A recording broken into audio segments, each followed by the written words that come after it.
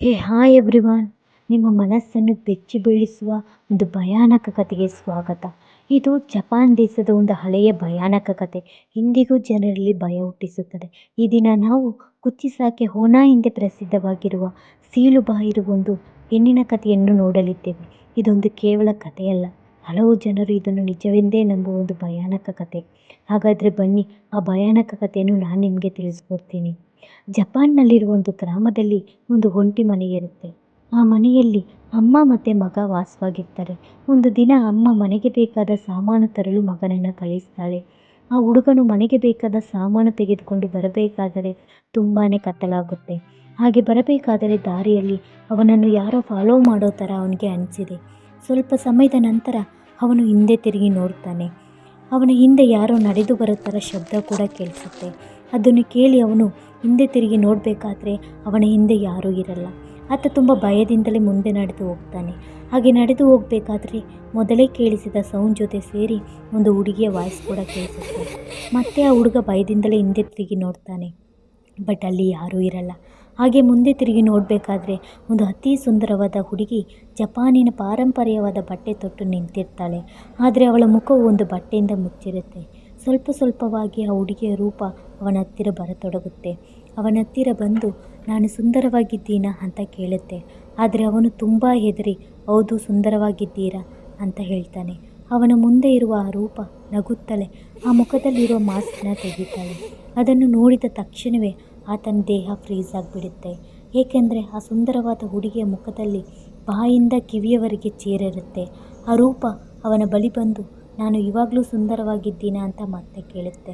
ಮರುಕ್ಷಣವೇ ಆ ಹುಡುಗ ತುಂಬ ಭಯದಿಂದ ನಡುಗ್ತಾ ಭಯದಿಂದಲೇ ಇಲ್ಲ ಅಂತ ಹೇಳ್ತಾನೆ. ಕೋಪಗೊಂಡ ಆ ಹೆಣ್ಣು ರೂಪ ಅವಳ ಹತ್ತಿರ ಇದ್ದ ಕತ್ತರಿಯನ್ನು ತೆಗೆದು ಆಪೋಸಿಟ್ನಲ್ಲಿ ಇದ್ದ ಆ ಹುಡುಗನ ಮುಖದಲ್ಲಿ ಬಾಯಿಯಿಂದ ಕಿವಿಯವರೆಗೆ ಚೇರಿಬಿಡ್ತಾಳೆ. ಹೀಗೆ ಅನೇಕ ಸಂಗತಿಗಳು ಆ ಊರಿನಲ್ಲಿ ನಡೆಯತೊಡಗುತ್ತೆ. ಆ ಊರಿನಲ್ಲಿ ಅನೇಕ ಮಕ್ಕಳು ಕೂಡ ಕಾಣೆಯಾಗತೊಡಗಿದರು. ಆ ಘಟನೆಗಳು ನಡೆದ ಮೇಲೆ ಜಪಾನ್ ಗೌರ್ಮೆಂಟೇ ಇದರ ಬಗ್ಗೆ ಇನ್ವೆಸ್ಟಿಗೇಷನ್ ಮಾಡೋಕ್ಕೆ ಪ್ರಾರಂಭ ಮಾಡ್ತಾರೆ. 1979ರಲ್ಲಿ ಈ ಕತೆ ಹಬ್ಬತೊಡಗುತ್ತೆ. ಜನರು ಶಾಲೆಗಳ ಬಳಿ ಭಯದಿಂದ ನಿಂತು ನೋಡುತ್ತಿರ್ತಾರೆ. ಮಕ್ಕಳು ತಡವಾಗಿ ಮನೆಗೆ ಹೋದರೆ ಕುಚಿಸಾಕೆ ಹೋನಾ ಅವರನ್ನು ಅಪಹರಿಸುತ್ತಾಳೆ ಎಂದು ಭಯ ಅವರಲ್ಲಿ ಯಾವಾಗಲೂ ಇರುತ್ತೆ. ಆದ್ದರಿಂದ ಮಕ್ಕಳು ಸ್ಕೂಲ್ ಮುಗಿಸಿ ಒಂಟಿಯಾಗಿ ಯಾರೂ ಹೋಗ್ತಿರಲಿಲ್ಲ. ಹೀಗಾಗಿ ಅನೇಕರು ರಾತ್ರಿ ವೇಳೆಯಲ್ಲಿ ಒಬ್ಬರೇ ಆ ಊರಿನ ಒಳಗೆ ಹೋಗಲು ಹೆದರುತ್ತಿದ್ದರು. 1979ರ ಕಾಲದಲ್ಲಿ ಜಪಾನ್ನಲ್ಲಿ ಏನು ನಡೀತು? ಆ ಸುಂದರವಾದ ಹುಡುಗಿ ಯಾರು? ಹೇಗೆ ಆಕೆ ಹೀಗೆ ಎಲ್ಲರನ್ನೂ ಎದುರಿಸ್ತಾಳೆ? ಇದರ ಹಿಂದಿನ ಕಥೆ ಏನು? ಇದರ ಬಗ್ಗೆ ಸಂಪೂರ್ಣವಾಗಿ ನಾವು ಈ ವಿಡಿಯೋದಲ್ಲಿ ನೋಡೋಣ ಬನ್ನಿ. Welcome to my horror vlog channel. ವರ್ಷಗಳ ಹಿಂದೆ ಕುಚಿಸಾಕೆ ಅನ್ನೋ ಸುಂದರವಾದ ಹುಡುಗಿ ಜಪಾನ್ನಲ್ಲಿ ವಾಸವಾಗಿರ್ತಾಳೆ. ಆ ಹುಡುಗಿಯ ರೂಪ ನೋಡಿ ಮೈ ಮರೆಯದ ಗಂಡಸರೇ ಆ ಟೈಮ್ನಲ್ಲಿ ಇರಲಿಲ್ವಂತೆ. ಅಷ್ಟರ ಮಟ್ಟಿಗೆ ಆಕೆ ಸುಂದರವಾಗಿದ್ದಳು. ಈ ಥರದ ಒಂದು ಸುಂದರವಾದ ಹುಡುಗಿ ಆ ಊರಿನಲ್ಲೇ ಇದ್ದ ಒಬ್ಬ ಸಾಮ್ರಾಟ್ ವೀರನನ್ನು ಮದುವೆ ಆಗ್ತಾಳೆ. ಆಕೆ ದಿನವೂ ಬೆಳಿಗ್ಗೆ ಎದ್ದ ಕೂಡಲೇ ತನ್ನ ಗಂಡನ ಹತ್ತಿರ ಹೋಗಿ ಆತನನ್ನು ನೋಡಿ ನಾನು ಸುಂದರವಾಗಿದ್ದೀನಾ ಅಂತ ಕೇಳ್ತಾಳೆ. ಅದಕ್ಕೆ ಆ ಸಾಮ್ರಾಟ್ ವೀರನು ಹೌದು ನೀನು ಸುಂದರವಾಗಿದ್ದೀಯಾ ಅಂತ ಹೇಳ್ತಾನೆ. ಆದರೆ ಅವನ ಮನಸ್ಸಿನಲ್ಲಿ ಯಾವಾಗಲೂ ಅವಳ ಮೇಲೆ ಒಂದು ಸಂಶಯ ಕಾಡ್ತಾ ಇರುತ್ತೆ.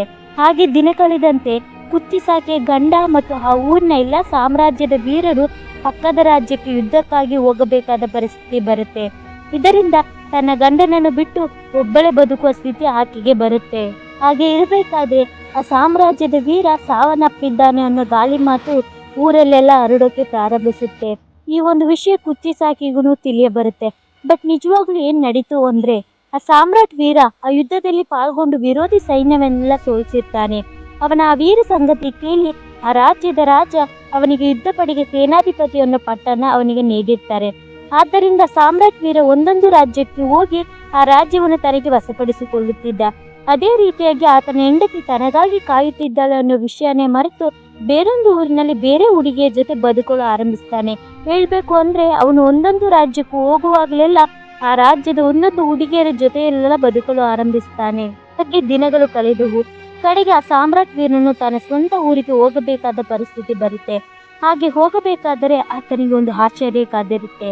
ಅದೇನೆಂದರೆ ತನ್ನ ಮೊದಲನೇ ಹೆಂಡತಿಯಾದ ಕುಚಿಸಾಕಿಯು ಬೇರೊಂದು ಹುಡುಗನ ಜೊತೆ ಮದುವೆಯಾಗಿ ಸಂತೋಷವಾಗಿ ಇರುವುದನ್ನು ನೋಡಿದ ಕೂಡಲೇ ಆತನಿಗೆ ಕೋಪ ತಡೆಯಲಾಗುವುದಿಲ್ಲ.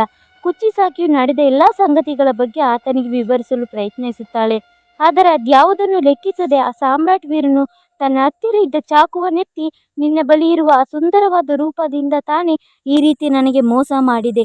ಇನ್ನು ಮುಂದೆ ಆ ಸೌಂದರ್ಯ ನಿನ್ನ ಬಳಿ ಇರಬಾರದೆಂದು ಹೇಳಿ ಆಕೆಯ ಬಾಯಿಂದ ಕಿವಿಯವರೆಗೆ ಆತನ ಚಾಕುವಿನಿಂದ ಚೀರಿಸಿ ಬಿಡ್ತಾನೆ. ಸ್ವಲ್ಪ ಹೊತ್ತಿನಲ್ಲೇ ಆಕೆ ನೋವು ತಡೆಯಲಾಗದೆ ಪ್ರಾಣ ಬಿಡ್ತಾಳೆ. ಆ ಘಟನೆ ನಡೆದ ನಂತರವೇ ಕುಚಿಸಾಕಿಯು ಒಂದು ಭಯಂಕರವಾದ ಆತ್ಮವಾಗಿ ಬದಲಾಗಿದ್ದಾಗಿಯೂ ಮತ್ತೆ ಹಲವು ಪುರುಷರನ್ನು ಬೇಟೆಯಾಡಿದ್ದಾಗಿಯೂ ಎಂಬ ಕಥೆಗಳಿವೆ. ಇದೆಲ್ಲ ಒಂದು ಸುಳ್ಳಾದ ಕಥೆ ಅಂತ ನಂಬಿದ್ದ ಜಪಾನ್ ಜನರಿಗೆ 1979ರ ಕಾಲದಲ್ಲಿ ಹಲವಾರು ಪುರುಷರು ಬಾಯಿ ಕೇರಿ ಸಾವನ್ನಪ್ಪಿದ ಸಂಗತಿಗಳು ಹೆಚ್ಚಾಗತೊಡಗಿತು. ಸೊ ಆ ಸಾವಿಗೆಲ್ಲ ಕುಚಿಸಾಕಿ ಅನ್ನೋ ಆತ್ಮನೇ ಕಾರಣ ಅಂತ ಇಲ್ಲಿಯವರೆಗೂ ಜಪಾನ್ ಜನರ ನಂಬಿಕೆಯಾಗಿದೆ. ಅವಳು ಯಾರಿಗಾದರೂ ಎದುರಾದಾಗ ತನ್ನ ಮುಖವನ್ನು ಮಾಸ್ಕ್ನಿಂದ ಮುಚ್ಚಿಕೊಂಡು ನಾನು ಸುಂದರವಾಗಿದ್ದೀನಾ ಎಂದು ಪ್ರಶ್ನಿಸುತ್ತಾಳೆ. ಈ ಪ್ರಶ್ನೆಗೆ ಉತ್ತರಿಸುವುದೇ ಅವರ ಬದುಕಿನ ಭವಿಷ್ಯವನ್ನು ನಿರ್ಧರಿಸಬಹುದು. ಹೌದು ಎಂದರೆ ಅವಳು ತಕ್ಷಣ ತನ್ನ ಮುಖದ ಭಯಾನಕ ಸ್ಥಿತಿಯನ್ನು ತೋರಿಸಿ ಈಗ ಎಂದು ಮತ್ತೆ ಕೇಳ್ತಾಳೆ. ಈ ಬಾರಿ ಅವರು ಇಲ್ಲ ಎಂದು ಎದುರು ಹೇಳಿದರೆ ಅವಳು ಚಾಕುವಿನಿಂದ ಅವರ ಮುಖದಲ್ಲಿ ಬಾಯಿಂದ ಕಿವಿಯವರೆಗೆ ಈ ರೀತಿಯಾಗಿ ಹರಿದು ಬಿಡ್ತಾಳೆ. ಜನರು ಈ ಆತ್ಮವನ್ನು ಎದುರಿಸಿದ್ದಾಗಿಯೂ ಹಲವು ವರದಿಗಳಿವೆ. ಕೆಲವರು ರಸ್ತೆಗಳಲ್ಲಿ ಈ ಆತ್ಮವನ್ನು ನೋಡಿದ್ದಾರೆ ಎಂದು ಹೇಳುತ್ತಾರೆ. ಆ ಆತ್ಮವನ್ನು ಎದುರಿಸಿದಾಗ ನೀನು ಸಾಧಾರಣವಾಗಿದ್ದೀಯಾ ಎಂದರೆ ಅವಳು ಗೊಂದಲಕ್ಕೆ ಒಳಗಾಗಿ ಆ ಸಮಯದಲ್ಲಿ ಅವಳಿಂದ ಎಸ್ಕೇಪ್ ಆಗಲು ಚಾನ್ಸ್ ದೊರಕಬಹುದು. ಇನ್ನು ಕೆಲವರು ಮಿಠಾಯಿ ಅಥವಾ ಸಿಹಿ ತಿನಿಸುಗಳನ್ನು ಕೊಟ್ಟರೆ ಅವಳಿಂದ ಪಾರಾಗಬಹುದು ಎಂದು ಜಪಾನ್ ಜನರ ನಂಬಿಕೆಯಾಗಿದೆ. ಆದರೆ ಈ ಎಲ್ಲವೂ ಕೇವಲ ಜನಪ್ರಿಯ ನಂಬಿಕೆಗಳು ಮಾತ್ರ ಎಂದು ಕೆಲವು ಸಂಶೋಧಕರು ಹೇಳಿದ್ದಾರೆ. ಇನ್ನು ಕೆಲವರು ಮಾಲೆ, ಧಾರ್ಮಿಕ ಚಿಹ್ನೆಗಳನ್ನು ಧರಿಸುವ ಮುಖಾಂತರ ಆಕೆಯಿಂದ ಪಾರಾಗಬಹುದು ಎಂದು ನಂಬುತ್ತಾರೆ. ಇದು ಕೇವಲ ಒಂದು ಕಥೆ ಮಾತ್ರವೋ ಅಥವಾ ನಿಜವಾಗಿ ಈ ಆತ್ಮ ಅಸ್ತಿತ್ವದಲ್ಲಿದೆಯೋ ಎಂಬುದರ ಬಗ್ಗೆ ಹಲವು ವರದಿಗಳಿವೆ. ಕುಚಿಸಾಕಿ ಓನಾ ಕೇವಲ ಒಂದು ಹಳೆಯ ಭಯಾನಕ ಕಥೆಯಾಗಿಲ್ಲ, ಇದು ಜಪಾನಿನ ಸಂಸ್ಕೃತಿಯಲ್ಲಿ ಬಹಳ ದೊಡ್ಡ ಪ್ರಭಾವನೆ ಬೀರಿದೆ. ಈ ಭಯಾನಕ ದಂತಕಥೆಯ ಆಧಾರದ ಮೇಲೆ ಅನೇಕ ಸಿನಿಮಾಗಳು, ಮ್ಯಾಗಝಿನ್ಸ್ಗಳು ಮತ್ತು ಹಾರರ್ ಮೂವಿಗಳು ಬರೆಯಲ್ಪಟ್ಟಿವೆ. ಇದು ಕೇವಲ ಜಪಾನ್ನಲ್ಲಿ ಮಾತ್ರ ಅಲ್ಲ, ಇಡೀ ವಿಶ್ವದ ಭಯಾನಕ ಕಥೆಗಳ ಪ್ರಭಾವವನ್ನು ಹೆಚ್ಚಿಸಿದೆ. ಕೇವಲ ಒಂದು ಜನಪ್ರಿಯ ಜಪಾನಿನ ಭಯಾನಕ ಕಥೆಯಾಗಿರಬಹುದು, ಆದರೆ ಇಂದಿಗೂ ಹಲವರು ಇದನ್ನು ನಿಜವೆಂದೇ ನಂಬುತ್ತಾರೆ.